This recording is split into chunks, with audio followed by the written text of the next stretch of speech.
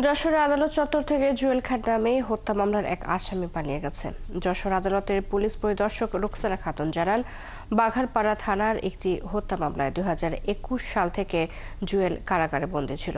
রবিবার দুপুরে বিচারাধীন ওই মামলায় যুক্তিতর্কে উপস্থাপনের ধার্য দিন থাকায় তাকে আদালতে পাঠানো হয়। পরে আসামিদের হাজতখানায় নেয়ার জন্য আদালত থেকে বের করে আনার সময় কৌশলে পালিয়ে যায় জুয়েল। এদিকে যশোরের অতিরিক্ত পুলিশ সুপার নুরি আলম সিদ্দিকী জানান, আসামি আটকে পুলিশের অভিযান চলছে। এছাড়া এই ঘটনায় 3 সদস্য বিশিষ্ট তদন্ত কমিটি করা হয়েছে।